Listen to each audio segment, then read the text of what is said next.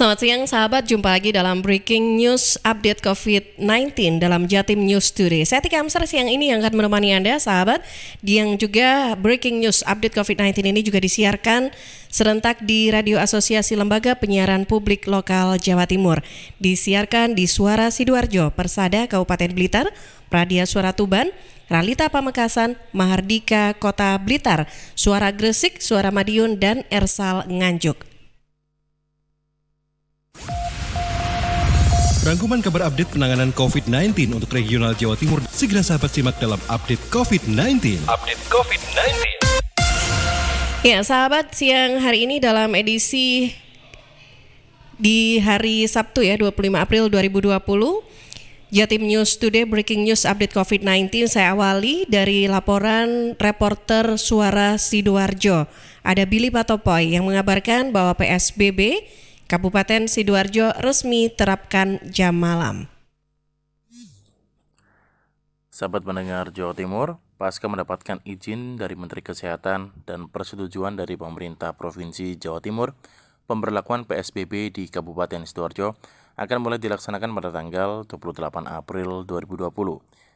Hal ini disampaikan oleh Nur Ahmad Saifuddin, Cak Nur, Wakil Bupati Sidoarjo, setelah selesai rakor finalisasi draft Perbub bersama dengan Forkompimda di Pendopo Delta Wibawa Kabupaten Sidoarjo pada Jumat sore kemarin. Rakor finalisasi dihadiri Kapolresta Sidoarjo bersama dengan PJU, Kepala OPD Sidoarjo, perwakilan Kodim 0816 Sidoarjo dan pihak serta instansi terkait yang akhirnya memutuskan adanya pemberlakuan jam malam di mana semua kegiatan dibatasi mulai jam 9 malam sampai 4 pagi. Cak Nur saat ditemui awak media setelah rakor juga membenarkan adanya jam malam dan bagi semua kegiatan nantinya akan ada pembatasan kecuali jika kegiatan yang mengharuskan shift malam dan kondisi darurat seperti sakit yang mengharuskan pergi ke rumah sakit. Untuk pengendara ojek online selama pemberlakuan PSBB hanya diperbolehkan mengantar jasa makanan atau paket saja. Sedangkan untuk membonceng penumpang tidak diperbolehkan. Untuk kegiatan seperti tarawih nantinya juga akan dilaksanakan di rumah, sedangkan untuk kegiatan seperti sholat 5 waktu nanti bisa dilakukan di masjid dengan kapasitas jumlah jamaahnya tidak boleh melebihi dan hanya boleh dilakukan oleh warga yang rumahnya ada di sekitar lingkup masjid sendiri. Di Kabupaten Sidoarjo, PSBB akan diberlakukan di 18 kecamatan di semua wilayah Kabupaten Sidoarjo, meski tidak semua kecamatan masuk zona merah. Hal ini ditujukan agar wilayah yang masih masuk kategori zona hijau tidak ikut merah.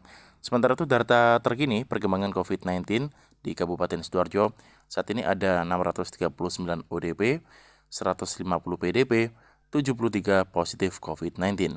Sementara untuk korban meninggal ada 9 orang dan sembuh saat ini sudah ada 7 orang. Demikian saya Billy Patopoy melaporkan untuk Jatim News Today. Dari reporter Billy Patopoy bergeser ke reporter Diding Yunarto. Kali ini masih dari Suara Sidoarjo yang mengabarkan terkait penambahan kuota bantuan. KPK minta dilakukan verifikasi ulang penerima bansos di Jawa Timur. Sahabat, pelaksanaan pembatasan sosial berskala besar atau PSBB sudah diputuskan. Kota Surabaya, Gresik, dan Sidoarjo akan lakukan PSBB 28 April sampai 11 Mei. Menurut Emil Listianto Dardak, Wakil Gubernur Jawa Timur, saat ditemui Jumat kemarin, faktor pendukung PSBB bisa berhasil adalah dukungan sosial ekonomi kepada warga terdampak. Dan Kementerian Sosial sudah memutuskan untuk menambah kuota penerima bantuan sosial di Jawa Timur.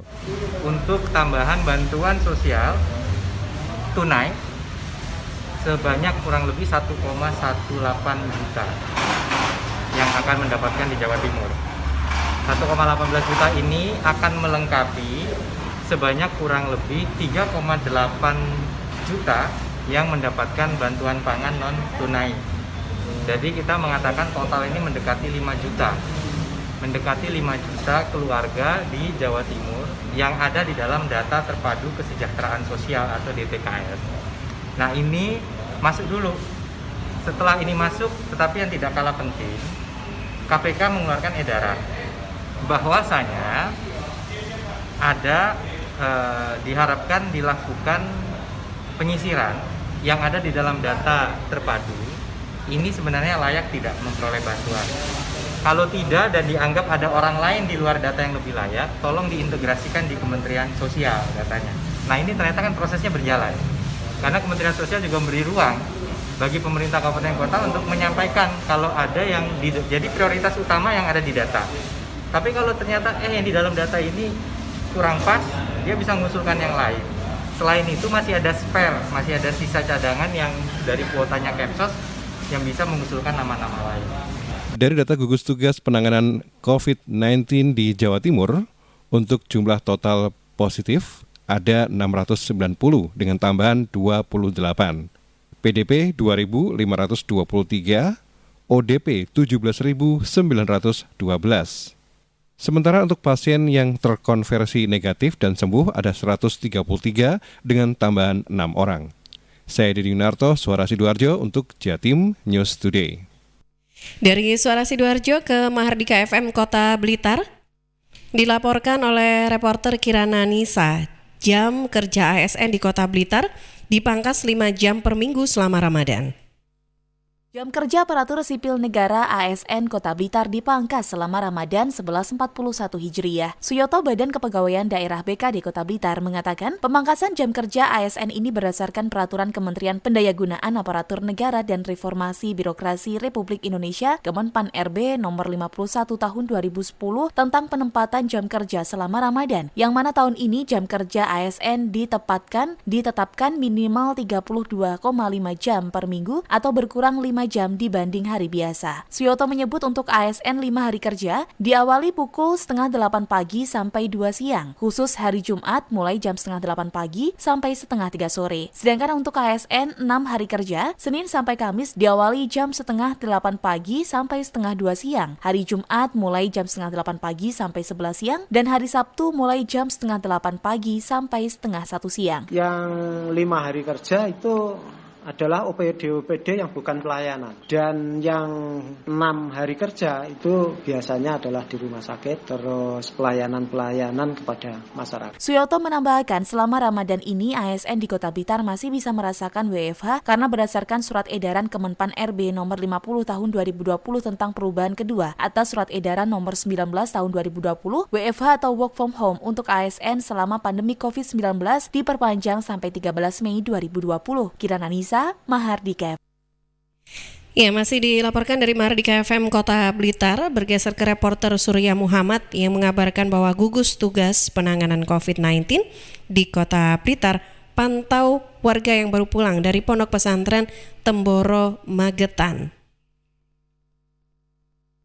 Gugus Tugas Percepatan Penanganan COVID-19 Kota Blitar melakukan tracing terhadap warga yang baru pulang dari Pondok Pesantren Al-Fatah Temboro, Magetan. Seperti diketahui, Pemprov Jatim menyebut Temboro berpotensi menjadi klaster baru penyebaran COVID-19 setelah ada temuan 43 santri Malaysia yang dinyatakan positif COVID-19 setelah pulang dari pondok tersebut. Hakim Sisworo, Sekretaris Gugus Tugas Percepatan Penanganan COVID-19 Kota Blitar, mengatakan setelah melakukan hasil tracing, tim menemukan ada 2 warga Kota Blitar dan 2 warga negara asing Malaysia dari Ponpes Al-Fatah Temboro yang pulang di Kota Blitar. 2 WNA itu diketahui menumpang di rumah temannya di Tanjung Sari. Tim gugus tugas sudah mendatangi secara langsung dan meminta yang bersangkutan untuk melakukan isolasi mandiri. Hal yang sama juga dilakukan terhadap 2 warga lainnya yang berasal dari Kecamatan Sananwetan. Hakim menegaskan 2 WNA Malaysia itu sudah menjalani rapid test dan menjalani isolasi mandiri di Ponpes Al-Fatah Temboro, Magetan. Hakim mengaku akan terus memantau sebagai pertimbangan apakah perlu dibawa ke rumah karantina ataukah tidak. Kemudian teman-teman di kelurahan sama RT RW juga kita cek klasternya Pondok Pesantren Temboro. Karena ada WNA Malaysia yang di Tanjung Sari kalau tidak salah, sama di wilayah Sananwetan juga ada. Itu sudah dicek semua, termasuk kesehatan juga sudah turun ke yang bersangkutan. Sementara itu sobat, sampai dengan Kamis 23 April 2020 terdapat 22 warga yang menempati rumah singgah atau rumah karantina. 4 diantaranya merupakan WNI, sementara sisanya merupakan pemudik dan pendatang di Kota Blitar. Surya Muhammad, Mahardika FM. Ya, dari Mahardika FM Kota Blitar kita bergeser ke Suara Madiun. Ada reporter Kiki Desilia yang mengabarkan bahwa ORD bertambah, wali kota perketat wilayah dengan razia. Sahabat Jatim News Today, mengantisipasi banyaknya pemudik yang datang ke Kota Madiun kembali dilakukan. Tim gugus tugas percepatan penanggulangan COVID-19 di Kota Madiun kembali turun ke jalan. Tim kembali menyisir sudut-sudut kota guna memaksimalkan pencegahan penularan virus corona di Kota Pendekar. Razia dilakukan di tempat-tempat nongkrong mulai kafe hingga kos-kosan. Razia juga menyisir warung atau rumah makan yang masih menyediakan meja dan kursi, sehingga masyarakat yang berkumpul langsung dibubarkan oleh petugas. Dikatakan Wali Kota Madiun Haji Maidi, kali ini sikap tegas dilakukan, mulai memeriksa KTP yang terjaring hingga menyuruh mereka cepat segera pulang. Masih dikatakan Wali Kota, ODR di Kota Madiun memang sebagian besar sudah melewati masa pantau dan tidak sakit. Setidaknya 512 orang di antaranya sudah lewat masa pantau dan tidak sakit, namun kewaspadaan tetap harus ditingkatkan. Apalagi 2 ODP Kota Madiun menjadi PDP kini. Artinya, terdapat 10 PDP dengan 8 di antaranya sudah terkonfirmasi negatif. Wali Kota tak ingin kecolongan, apalagi setelah muncul klaster Temboro dan Sukolilo yang memunculkan 23 orang tanpa gejala atau OTG di Kota Madiun. Wali Kota kembali menegaskan kepada semua warga masyarakat Kota Madiun agar tidak membandel dan mematuhi himbauan pemerintah. Pasalnya, Kota Madiun dikelilingi oleh zona merah yang bisa saja berpotensi menular kepada yang lain. Sahabat, data dari dashboard.madiunkota.go.id, persebaran COVID-19 di Kota Madiun per tanggal 23 April sebanyak 796 orang dalam resiko. Dengan rincian, 486 selesai pemantauan, 57 orang dalam pengawasan, 46 selesai pemantauan dan sembuh, serta sampai saat ini, Kota Madiun masih dinyatakan zero positif COVID-19. Kiki Deslia untuk Jatim News Today.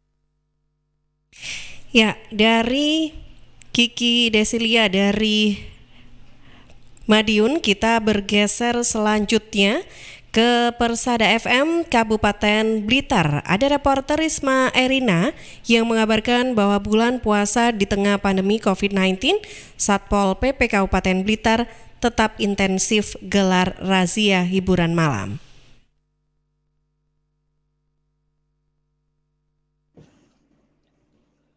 Untuk memberikan kenyamanan umat muslim beribadah, Satpol PP Kabupaten Blitar berjanji tetap melakukan penertiban secara intensif di tempat hiburan malam maupun lainnya. Sekretaris Satpol PP Kabupaten Blitar Mustafa mengatakan, meski saat ini mewabah COVID-19, namun razia rutin di bulan Ramadan tetap dilaksanakan. Hanya saja dalam pelaksanaannya lebih menerapkan sesuai dengan protap.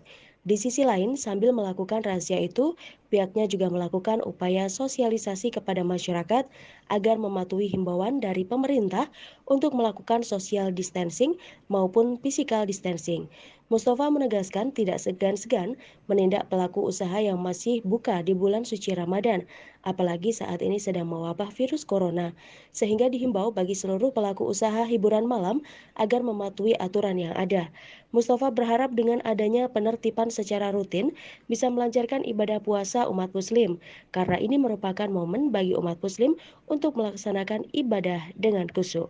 Risma Erina, Radio Persada FM, Kabupaten Blitar. Ya, masih dari Persada FM Kabupaten Blitar, bergeser ke reporter Andre Raharjo yang mengabarkan bahwa di tengah wabah COVID-19, Gapoktan Kabupaten Blitar berharap harga pangan tetap stabil.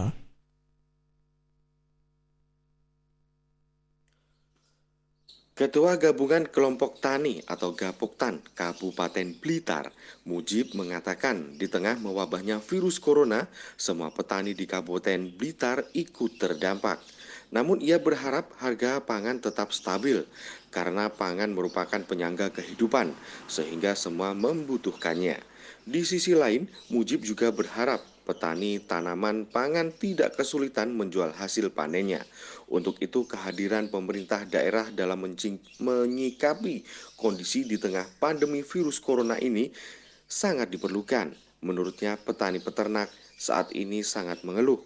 Mereka kesulitan menjual hasilnya, seperti telur yang biasanya dijual ke luar daerah, sedangkan saat ini beberapa daerah tujuan menjual telur tidak menghendaki adanya pendatang dalam rangka mencegah penyebaran virus corona. Untuk diketahui, Pemkab Blitar telah berupaya membantu para petani, di mana beras dan telur hasil dari petani Kabupaten Blitar dibeli pemerintah untuk dikemas menjadi paket sembako dan diberikan kepada warga terdampak COVID-19. Andri Raharjo, LPPL, Radio Persada FM, Blitar. Ya, dari Persada FM Kabupaten Blitar kita bergeser ke Pradia Suara Tuban. Ada reporter Aida Aminia yang mengabarkan bahwa Sekda minta perusahaan bantu juga dalam jaring pengaman sosial. Sekda Tuban Budi Wiyana mengatakan bantuan dari berbagai perusahaan untuk penanganan COVID-19 di Kabupaten Tuban terus berdatangan, baik berupa APD dan sarana pelengkap pengaman diri untuk tenaga medis lainnya. Meski begitu, Sekda meminta agar perusahaan juga melaksanakan program jaring pengaman sosial. Hal ini penting sebab dampak pandemi ini menyerang banyak sektor. Selain kesehatan adalah pelemahan ekonomi.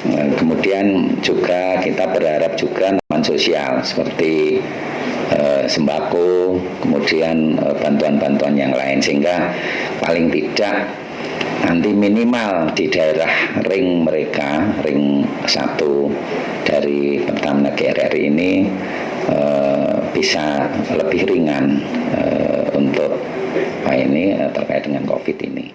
Aida Aminia, Pradia Suara Tuban untuk Jatim News Today. Ya, masih dari Pradia Suara Tuban ke reporter Hikmah Suroya yang mengabarkan bahwa Pemkab terima sumbangan APD dari Pertamina. Pemkab Tuban melalui gugus tugas percepatan penanganan COVID-19 menerima bantuan alat pelindung diri dari PT Pertamina GRR Tuban di posko COVID-19 Jalan Veteran Tuban Jumat 24 April 2020. Selain APD 60 set diserahkan pula sebanyak 15.000 masker kain, 5.000 masker medis, vitamin C 20.000 saset, serta 100 liter hand sanitizer. Jadi pada hari ini, pagi ini, pemerintah Kabupaten Tuban melalui gugus tugas penanganan COVID-19 menerima bantuan beberapa sarana prasarana untuk penanggulangan COVID, diantaranya ada APD, kemudian hand sanitizer dan beberapa sarana prasarana yang lain dari Pertamina GRR Tuban. Jadi meskipun sekarang ini baru dalam tahap persiapan, kita mengapresiasi dari Pertamina GRR Tuban ini memberikan sumbangsih untuk Pemkab Tuban melalui gugus tugas penanganan COVID-19, sehingga paling tidak ini bisa membantu meringankan yang sudah kita alokasikan bersama melalui anggaran-anggaran pemerintah, dan Pertamina ini merupakan kesekian kali dari pihak ketiga atau stakeholder yang ada di Kabupaten Tuban ini untuk membantu. Paling tidak ini bisa memberikan ketenangan, kemudian para petugas medis, kemudian tentunya juga untuk mengurangi penyebaran COVID yang ada di Kabupaten Tuban. Selanjutnya, Sekda berharap program bantuan lain di masa pandemi saat ini, seperti jaring pengaman sosial, juga akan dilakukan oleh Pertamina. Hikmah Suroya, Pradia Suara Tuban untuk Jatim News Today. Ya, dari Tuban bergeser ke Nganjuk, ada reporter Muhammad Prasetyo dari Ersal FM Nganjuk yang mengabarkan bahwa perawat di Puskesmas Ngeronggot Kabupaten Nganjuk melakukan isolasi mandiri. 11 perawat di Puskesmas Ngeronggot diminta melakukan isolasi mandiri di rumah. Hal ini menyusul hasil positif rapid test pasien dalam pengawasan asal Ngeronggot yang sekarang dirawat di RSUD Gambiran, Kota Kediri. Langkah isolasi diambil mengantisipasi jika hasil tes swab pasien juga positif atau menjadi pasien terkonfirmasi corona. Juru bicara gugus tugas percepatan penanganan COVID-19 Kabupaten Nganjuk, Dr. Hendrianto mengatakan, sebelum ada hasil swab dari PDP asal Ngeronggot, semua perawat di Puskesmas Ngeronggot dilarang melakukan aktivitas pelayanan di Puskesmas, sebab pasien tersebut sempat menjalani perawatan 1 malam di Puskesmas Ngeronggot. 11 perawat ini telah mengikuti rapid test dengan hasil semuanya negatif. Hingga kini, data 25 April 2020 pasien dalam pengawasan atau PDP di Nganjuk berjumlah 25 orang, sementara 62 orang dalam pemantauan, sedangkan untuk yang positif COVID-19 ada 10 orang. Mereka masing-masing berasal dari Kecamatan Patian Rowo 1 orang, Kecamatan Baron 1 orang, Kecamatan Gondang 2 orang, Kecamatan Prambon 3 orang, dan Kecamatan Nganjuk Kota 2 orang. Dan 1 orang dari Kecamatan Kertosono. Saya Muhammad Prasetyo melaporkan untuk Jatim News Today. Ya, sahabat, demikian breaking news update COVID-19 edisi Sabtu 25 April 2020 dalam Jatim News Today. Dan Anda bisa ikuti kembali setiap Senin sampai Sabtu jam 11:05 waktu Indonesia Barat, yang juga disiarkan serentak di Radio Asosiasi Lembaga Penyiaran Publik Lokal Jawa Timur, Suara Sidoarjo, Persada Kabupaten Blitar, Radia Suara Tuban, Ralita Pamekasan, Mahardika Kota Blitar, Suara Gresik, Suara Madiun, dan Ersal Nganjuk. Selamat menjalankan ibadah puasa. Saya Tika Amsar pamit, selamat siang. Perkembangan penanganan COVID-19 untuk wilayah regional Jawa Timur sudah sahabat simak dalam update COVID-19. Update COVID-19 bisa sahabat simak Senin sampai Sabtu jam 11 siang. Persembahan dari Asosiasi Lembaga Penyiaran Publik Lokal Jawa Timur.